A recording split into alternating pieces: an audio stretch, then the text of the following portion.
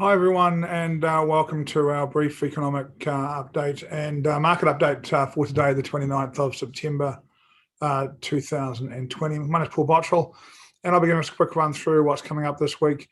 Major news this week really was still largely on hold for today, Tuesday. Wednesday, we will see China manufacturing PMI, which could be a bit more interesting than it looks as orange news. Red news is the big news, really.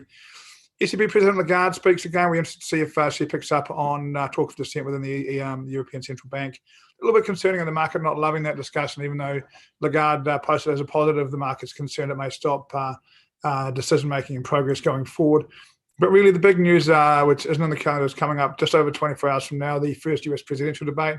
We'll need the market will watch it pretty closely. I think the market probably favours Trump, and as long as he performs reasonably well, the US dollar will hold up. Biden was to go particularly well, it may unsettle the dollar a little bit. These things are very hard to trade because they're very, very unpredictable.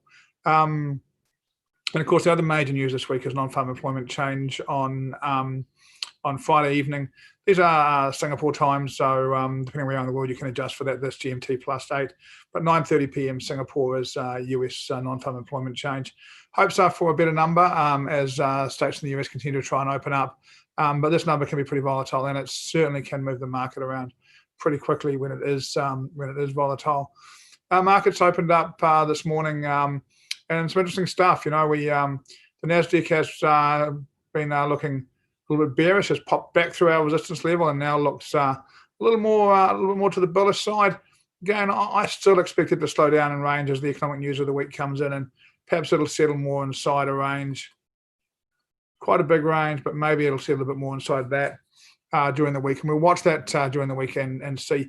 Really for mine, I'm afraid it's still wait and see on a number of these products before you can take major positions. Again, the S&P gave us this lovely channel, which now looks like it could become a bull flag. Got a lovely break above. But again, more confirmation needed here. Right now, I've still got, even if it's finished here, I've got a lower high and a lower low. And really what I'm looking for is this high to establish itself, perhaps somewhere around 3,400. Might be able to pop down a little bit into this area here. Not quite so good for mine, but we'll leave it there. And then perhaps pop down and give us a higher low. And when it did that, we'd be starting to be a little bit more interested in getting long on the S&P. A little while to go before we can really become genuine bulls on this. Could take out the high here, could pop out and give us a higher low. Either one would encourage us to start and be a little more bullish on it. For now, again, I'm afraid it's wait and see. So on the story, I'm afraid, on oil sits inside this gap from a little while back now. Has been in here for a little while, and again, coming back towards testing the top of it. And really, I'd want to see a break out of it before I took a major play on oil. Available for little stuff here.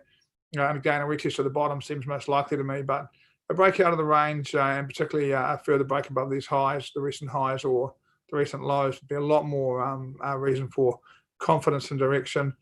Gold for mine is very interesting. We have seen the break of this triangle, the nice solid move down, consolidation through last week, and Monday sees us pop back up, and now again looking for perhaps look, gold loves to range and then move, and range and then move.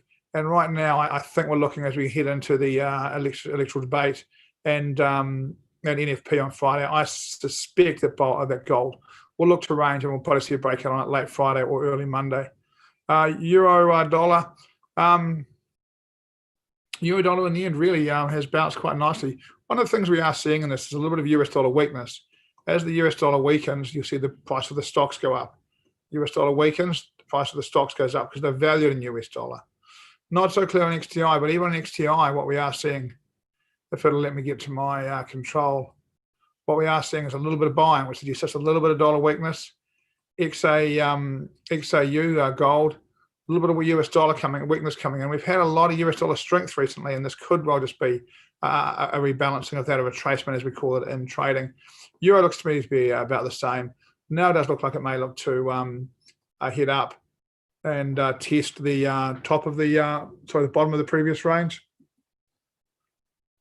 But same thing happening here. A little bit of US dollar weakness starting to become the dominant thing. And the question for us really is this the start of a continuation of US dollar weakness like this, or is it just a retracement in the recent move move down in the euro and up in the US dollar. So these are things that will become clearer in the coming days and weeks.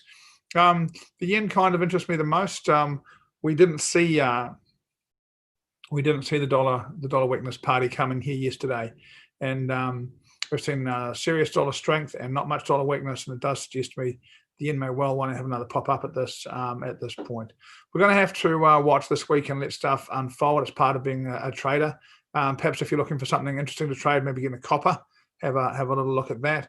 And natural gas has been pretty interesting as well, but I'll leave those out of this review. It's supposed to be a short preview. Have a look yourself at that, and I'll be back tomorrow around the same time to have another look at these markets and this news and see if we can find you something a little bit more concrete to trade. Cheers, and thanks for being with us today. Enjoy. And remember, guys, trading's about making good decisions. Make good decisions today, and it'll take care of itself over time. Cheers, guys. Thank you.